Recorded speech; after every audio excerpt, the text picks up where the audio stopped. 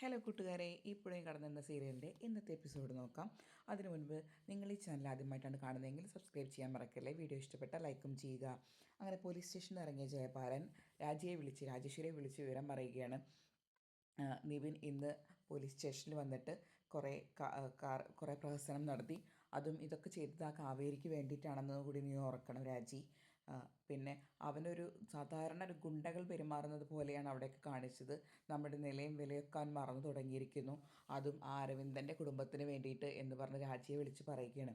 അത് കേട്ടപ്പോൾ തന്നെ രാജിക്ക് ആകെ മനോവിഷമായി. രാജി പറയും, അവൻ വരട്ടെ ജയപാലട്ട, അവൻ വന്നതിന് ശേഷം ഞാൻ അവനോട് തീർച്ചയായും ചോദിക്കാമെന്ന്. അപ്പോൾ ജയപാലൻ ചോദിക്കും, നിനക്ക് എന്തെങ്കിലും വയ്യായിക ഉണ്ടോ, സംസാരത്തിലൊരു വ്യത്യാസം പോലെയെന്ന്. അപ്പോൾ രാജി പറയും, എനിക്കെന്തോ നല്ല തലവേദന ഉണ്ടെന്ന്. എന്നാൽ ശരി, നീ റെസ്റ്റ് എടുത്തോ എന്ന് പറഞ്ഞ് ജയപാലൻ ഫോൺ കട്ട് ചെയ്യണം. അങ്ങനെ രാജി ഇരുന്ന് റെസ്റ്റ് എടുത്തുകൊണ്ടിരിക്കുമ്പോഴാണ് അവിടേക്ക് ഒരു കാറ് വരുന്നത്. അങ്ങനെ കാറിൽ നിന്ന് ഒരാൾ ഇറങ്ങുന്നു. എന്നിട്ട് രാജിയുടെ അടുത്ത് വന്ന് ചോദിക്കുന്നു, റൂമുണ്ടോ എന്ന്. അപ്പോൾ രാജി പറയും, ഇല്ല, ഇങ്ങനെ ഊര് തണ്ടി നടക്കുന്ന ആൾക്കാർക്കൊന്നും റൂം കൊടുക്കില്ല എന്ന്. അപ്പോൾ അയാൾ പറയും, ഓ അത് ശരി, എന്താ നിൻ്റെ പിണക്ക് ദൂരം മാറിയില്ലേന്ന്. വന്നിട്ടുള്ളത് വേറെ ആരല്ല, രാജിയുടെ ഭർത്താവ് സത്യേട്ടനാണ്. അപ്പോൾ രാജിയോട് ചോദിക്കും, എന്താ നീ എന്തെങ്ങനെ വിഷമിച്ചിരിക്കണതെന്ന്. അപ്പോൾ രാജി പറയും, എനിക്ക് ഒരുപാട് വിഷമങ്ങളുണ്ട്, ഇവിടുത്തെ എല്ലാ കാര്യങ്ങളും കൂടി എനിക്ക് ചെയ്യാൻ പറ്റുന്നില്ല. ഒരുപാട് സ്റ്റാഫ് വേണ്ടിടത്ത് വളരെ കുറച്ച് സ്റ്റാഫ് മാത്രമേ ഉള്ളൂ. എന്നാൽ ഗസ്റ്റുകളും ഇഷ്ടം പോലെ ഉണ്ട്, എല്ലാം കൂടി മാനേജ് ചെയ്യാൻ പറ്റുന്നില്ല. ഇപ്പം കണ്ടില്ലേ, റിസപ്ഷനിൽ വരെ ഞാനാണ് ഇരിക്കുന്നത്. നമ്മുടെ മോന് ഇതൊന്നും അന്വേഷിക്കേണ്ടല്ലോ എന്നൊക്കെ ചോദിക്കുകയാണ്. പിന്നെ ചോദിക്കുക, അല്ല ഛത്തീസ്ഗഡിൽ നിന്ന് എന്താ ഇത്രയും പെട്ടെന്ന് വരാൻ കാരണം, ഞാൻ വിളിച്ച് പറഞ്ഞത് കാരണമാണോ എന്ന്. അപ്പോൾ സത്യൻ പറയും, അതല്ല, ഛത്തീസ്ഗഡിൽ ഇപ്പോൾ 40 മുതൽ 45 ഡിഗ്രിയാണ് ചൂട് സഹിക്കാൻ വയ്യ എന്ന് പറഞ്ഞു. അപ്പോൾ രാജേശ്വരി ചോദിക്കും, ഓ അപ്പോൾ അത് കാരണമാണല്ലേ വന്നത്, അല്ലാതെ എന്നെയും മോനെയും കാണാനുള്ള ആഗ്രഹം കൊണ്ടൊന്നുമില്ല. അപ്പോൾ നമ്മുടെ സത്യേട്ടൻ പറയുകയാണ്, അതൊക്കെ ഒരു നിമിത്തം മാത്രം, എല്ലാം കൊണ്ടും ഒത്തു വന്നപ്പോൾ ഞാൻ വന്നു, എന്താ നിൻ്റെ അങ്ങനെ വിഷമം എന്ന് പറയുകയാണ്. അപ്പോൾ എനിക്കൊരുപാട് വിഷമങ്ങളുണ്ട്, ഞാൻ സത്യേട്ടനെ പറയാൻ കുറേ വാക്കുകളൊക്കെ കരുതി വെച്ചിരുന്നു, പക്ഷെ ഒന്നും എനിക്ക് പറയാൻ പറ്റുന്നില്ല എന്ന് പറഞ്ഞ് കരഞ്ഞിട്ട് സത്യേട്ടനെ കെട്ടിപ്പിടിച്ച് കരയുകയാണ്. അപ്പോൾ സത്യം പറയും, സാരമില്ല, നീ എന്തിനങ്ങനെ വിഷമിക്കുന്നത്, ഞാൻ വന്നില്ലേ എന്ന് പറഞ്ഞിട്ട് ആശ്വസിപ്പിക്കുകയാണ്. അങ്ങനെ അപ്പോൾ രാജേശ്വരി പറയും, സത്യേട്ട ഇവിടുത്തെ കാര്യങ്ങളെല്ലാം ആകെ കുഴഞ്ഞു മറിഞ്ഞ് കിടക്കുകയാണ്, എല്ലായാലും ഒക്കെ തീർത്തിട്ട് വേണ്ട സത്യേട്ട ഇവിടെ നിന്ന് പോവാൻ എന്ന് പറയുകയാണ്. അപ്പോൾ സത്യം പറയും, ഞാനതൊക്കെ അതുപോലെ തന്നെ ചെയ്തോളാം, നീ വിഷമിക്കേണ്ട. അപ്പോൾ അങ്ങനെ വേറൊരു വണ്ടിയുടെ ഹോണടി കേൾക്കാം. നോക്കിയപ്പോൾ അത് മറ്റാരുമല്ല, അങ്ങനെ നിവിനാണ്. അപ്പം നിവിൻ വന്നപ്പോൾ അച്ഛനെപ്പോൾ വന്നു, തീരെ അൺഎക്സ്പെക്റ്റഡ് ആയല്ലോ എന്നൊക്കെ പറഞ്ഞ് നിവിൻ സംസാരിച്ചുകൊണ്ടിരിക്കുകയാണ്. അപ്പോൾ രാജി ചോദിക്കും, നിങ്ങളുടെ മോനിപ്പോൾ ആകെ അഴിഞ്ഞാടി നടക്കണം, ഇപ്പോൾ തന്നെ അവൻ ചോദിച്ചു നോക്ക്, അവൻ എവിടെ നിന്നാണ് വരുന്നതെന്ന് കൃത്യമായിട്ടൊന്ന് ചോദിച്ചു നോക്കും. അപ്പോൾ സത്യം പറയും, എവിടെയായിരുന്നെടാ എന്ന്.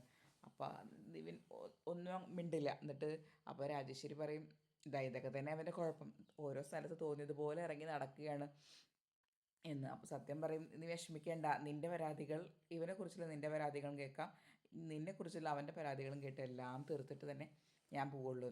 അപ്പോൾ നിവിൻ പറയുന്ന അച്ഛൻ സംസാരിച്ചുകൊണ്ടിരിക്കും, ഞാനൊന്ന് പോയി കുളിക്കട്ടെ എന്ന് പറയും. നിവിൻ കുളിക്കാൻ വേണ്ടി അകത്തോട്ട് പോകണം. അപ്പോൾ സത്യം പറയും, ഞാനും ഒന്ന് ഫ്രഷ് ആയിട്ട് വരാം, ആകെ യാത്ര ചെയ്തിട്ട് നല്ല ക്ഷീണം, ഞാനൊന്ന് പോയിട്ട് കിടക്കട്ടെ, ഒന്ന് ഫ്രഷ് ആവട്ടെ എന്ന് പറയും. ശരി, എന്നാൽ നിങ്ങൾ രണ്ടുപേരും പോയി ഫ്രഷ് ആയിക്കോ എന്ന് പറഞ്ഞ് അവർ രണ്ടുപേരും പോവാണ്. ഇതേ സമയം നമ്മുടെ താഴ്വാരം വീട്ടിൽ എല്ലാവരും കൂടി വട്ടളഞ്ഞ് ഇരിക്കുകയാണ്. നടുക്കൊരു കോഴീനെയും വെച്ചിട്ടുണ്ട്. അപ്പോൾ ഇത് കണ്ടിട്ടാണ് വിനീത് വരുന്നത്. അപ്പോൾ വിനീത് ചോദിക്കുക, എന്താ നിങ്ങളെല്ലാവരും ഇങ്ങനെ ഇരിക്കുന്നത്, എന്താ സംഗതി എന്ന്. അപ്പോൾ നമ്മുടെ മുത്തശ്ശി പറയണത്, ജയിലിൽ കിടന്ന ആൾക്ക് നല്ല ഫുഡ് കൊടുക്കണമെന്ന് പറഞ്ഞ് കാവേരി ചിക്കൻ വാങ്ങിയിട്ട് ആരുടെ കയ്യിൽ കൊടുത്തയച്ചതാണ്, ഇതിപ്പോൾ എന്ത് വെക്കണം എന്നുള്ള കൺഫ്യൂഷനിലായിരുന്നു. അപ്പോഴാണ് നിള പറയുന്നത്, നിളയ്ക്ക് ബിരിയാണി വേണമെന്ന്. അതാണ് വെച്ചെങ്കിൽ ഇവിടെ വെച്ച ആരും നന്നാവില്ല. അപ്പോൾ വിനീത് പറയും, ഓ ഇത് ബിരിയാണി വെക്കാൻ ആർക്കും അറിയില്ലേന്ന്. അപ്പോൾ ഗംഗ പറയും, ഞാൻ വെച്ച് നന്നാവില്ല, യമുനയ്ക്ക് വെക്കാൻ അറിയില്ല, അപ്പോൾ അമ്മ പറയും, ഞാൻ വെക്കാമല്ലോ പിന്നെന്താ. അപ്പോൾ ഗംഗ പറയും, അമ്മയ്ക്ക് കൈവേദനയല്ലേ, ഇനി വെറുതെ കൈവേദന കൂട്ടാൻ നിൽക്കണ്ട എന്ന് പറയുകയാണ്. അപ്പോൾ വിനീത് പറയും, ഒരു കാര്യം ചെയ്യാം, നിങ്ങൾക്ക് ആർക്കും ഇത്രയും പേർക്ക് ഒന്നും അറിയാത്ത സ്ഥിതിക്ക് ഒരു കാര്യം ചെയ്യാം, ഞാൻ വെക്കാമെന്ന്. അപ്പോൾ നിള പറയും, വിനീതായിട്ട് ബിരിയാണിയൊക്കെ വെക്കാൻ അറിയോ, പിന്നെ നിനക്ക് ഏത് വേണം, ദം ബിരിയാണി വേണോ, ഏത് തരത്തിലാണ്, കുറേ ബിരിയാണിയുടെ ലിസ്റ്റൊക്കെ പറയും വിനീത്. എന്നിട്ട് ഏത് ബിരിയാണി വേണമെങ്കിലും പറഞ്ഞോ, ഞാൻ അത് അടിപൊളിയായിട്ട് വെച്ച് തരാം. അപ്പോൾ നിള പറയും, ശരിക്കും അതെയോ, വിനീതേട്ടന് ബിരിയാണിയൊക്കെ വെക്കാൻ അറിയാമല്ലേ, അതെ എന്ന് പറയും. അങ്ങനെ വിനീത് നമ്മുടെ കോഴീനൊക്കെ എടുത്തിട്ട് അടുക്കളയ്ക്ക് പോവാണ്. യഥാർത്ഥത്തിൽ അവന് ബിരിയാണി വയ്ക്കാൻ അറിയൊന്നുമില്ല, ഒരു പരീക്ഷണം യൂട്യൂബ് നോക്കി പരീക്ഷിക്കാൻ വേണ്ടിയിട്ടാണ് നമ്മുടെ വിനീത് നിൽക്കുന്നത്.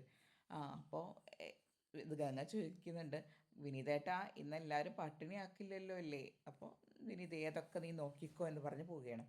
ഇതേ സമയം നമ്മുടെ പുതിയൊരു ക്യാരക്ടർ വരികയാണ്. വേറെ ആരുമല്ല, രാഗിണിയാണ്. ജയപാലൻ്റെ മകൾ രാഗിണി ബാംഗ്ലൂരിൽ നിന്ന് വരികയാണ്. അപ്പോൾ കാർ ഓടിച്ചിട്ടാണ് വരുന്നത്.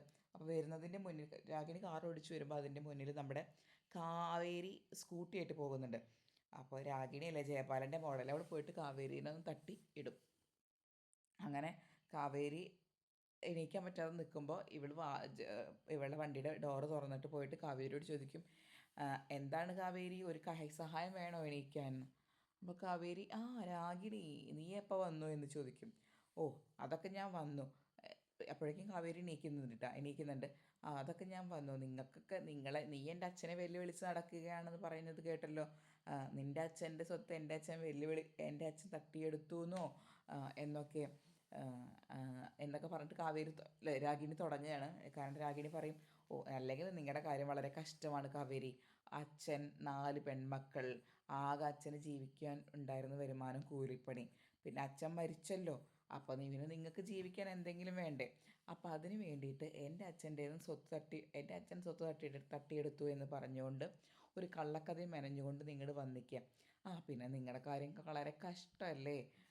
ഒന്നുമില്ല, ഇനി ഈ 4 പെൺകുട്ടികളെ കല്യാണം കഴിപ്പിക്കണം, എന്തൊക്കെ കാര്യങ്ങളുണ്ട്. അപ്പോൾ അതുകൊണ്ട് ഒരു ഇല്ലാക്കഥയും മെനഞ്ഞ് നീ വന്നിരിക്കുകയല്ലേ? പിന്നെ ഇത്രയും കാലം എൻ്റെ അച്ഛൻ്റെ എച്ചിൽ തിന്ന് നിങ്ങൾ വളർന്നു, ഇനിയിപ്പോൾ അത് പറ്റില്ലല്ലോ എന്നായപ്പോൾ ഓരോ കള്ളക്കഥയും മെനഞ്ഞ് വന്നിരിക്കുകയല്ലേ എന്നൊക്കെ ചോദിക്കുകയാണ് രാഗിണി. അങ്ങനെ കാവേരി പറയും, എടി നിന്നെ നിൻ്റെ അച്ഛൻ തട്ടിയെടുത്തിട്ടുണ്ടെങ്കിൽ അത് തിരിച്ച് പിടിക്കാനും എനിക്കറിയാം എന്നൊക്കെ പറയുകയാണ്. അതുപോലെ തന്നെ ഇങ്ങനെ 1-2 പറഞ്ഞു വന്നപ്പം കാവേരി എന്ത് ചെയ്യും, രാഗിണീനെ തട്ടി നിലത്തേക്കിടും. അപ്പോൾ കാവേരി ചോദിക്കും, എന്നിട്ട് രാഗിണി എന്തേ നിനക്ക് എണീക്കാൻ ഈ കണ്ണൂർക്കാരൻ അരവിന്ദൻ്റെ മകൾ കാവേരിയുടെ കൈസഹായം ആവശ്യമാണോ എന്ന് പറയും. അപ്പോൾ രാഗിണി ദേഷ്യം പിടിച്ചിട്ട് അവിടെ നിന്ന് എണീക്കുകയാണ്. അങ്ങനെ രാഗിണിയും നമ്മുടെ കാവേരിയും തമ്മിലൊരു അംഗം കുറിച്ചിട്ടാണ് നിൽക്കുന്നത്. കാവേരി പറയുകയാണ്, നിൻ്റെ അച്ഛൻ്റെ സ്വത്ത് തിന്നുക എന്ന് പറഞ്ഞു കഴിഞ്ഞാൽ എച്ചിൽ തിന്ന പട്ടിയുടെ ചിറി നക്കി തിന്നുന്നത് പോലെ ആയിരിക്കും. അതുകൊണ്ട് എനിക്കതിൻ്റെ ആവശ്യമില്ല. പക്ഷെ നിൻ്റെ അച്ഛൻ എൻ്റെ അച്ഛനെ ചതിച്ചിട്ടുണ്ടെങ്കിൽ അതിൻ്റെ കണക്കും അതിൻ്റെ പലിശയും സഹിതം വന്നിട്ട് നിൻ്റെ അച്ഛൻ്റെ വീട്ടിൽ വന്നിട്ട് നിങ്ങളുടെ ബംഗ്ലാവിൽ വന്ന് കണക്ക് പറഞ്ഞ് ചോദിച്ച് വാങ്ങാൻ എനിക്കറിയാമെന്ന് പറഞ്ഞ് രാഗിണിയുടെ വായടപ്പിക്കുകയാണ് കാവേരി. എന്നിട്ട് പറയും, നീ ഒന്ന് പോടി, വല്ലാതെ വർത്താനം പറയാതെ എന്ന് പറഞ്ഞ് രാഗിണിയെ വഴക്ക് പറയുകയാണ് കാവേരി. അങ്ങനെ കാവേരി മെല്ലെ സ്കൂട്ടി എടുത്ത് പോകാൻ നോക്കുമ്പോൾ രാഗിണി ദേഷ്യത്തിൽ വണ്ടി എടുത്തിട്ട് അവിടെ നിന്ന് ചളി കാവേരിയുടെ ദേഹത്ത് തെറിപ്പിച്ചിട്ട് പോവാണ്. അങ്ങനെ വളരെ അരിശത്തിലാണ് കാവേരി. ഇതേ സമയം നമ്മുടെ വിനീത് ബിരിയാണി ഉണ്ടാക്കിക്കൊണ്ടിരിക്കുകയാണ്. അപ്പോൾ അടുക്കളയിലേക്ക് ഗംഗ വന്ന് നോക്കുകയാണ്. ഗംഗ വന്ന് നോക്കുമ്പോൾ കുറേ സാധനങ്ങൾ ഇങ്ങനെ അലങ്കോലമായിട്ട് കിടക്കുന്നുണ്ട്. അപ്പോൾ ഗംഗ ചോദിക്കും, എന്താ വിനീതേട്ടാ ഇത് ഇവിടെ കിടന്ന് കാണിച്ചിരിക്കുന്നത് എന്ന്. ഓ അതൊക്കെ നോക്കിയ ബിരിയാണി, അടിപൊളി ബിരിയാണി, നീ നോക്ക് എന്ന് പറയുകയാണ്. അങ്ങനെ ഗംഗ ചോദിക്കും, ഇന്ന് ഉച്ചയ്ക്ക് പട്ടിണിയാക്കൂ വിനീതേട്ടൻ? ഇല്ല ഒന്നും, അതൊക്കെ അടിപൊളിയാവും, നീ നോക്കിക്കോ എന്ന് പറഞ്ഞ് ഗംഗേനെയും നിളയനെയും അടുക്കളയിൽ നിന്ന് തള്ളി പറഞ്ഞയക്കുകയാണ് നമ്മുടെ വിനീത്. ഇത്രയാണ് ഇന്നത്തെ എപ്പിസോഡ്. ഇനി നാളത്തെ എപ്പിസോഡിൽ യമുനയെ കാണാൻ വേണ്ടി നിവിൻ കോളേജിലോട്ട് പോകുന്നതാണ് കാണിക്കുന്നത്.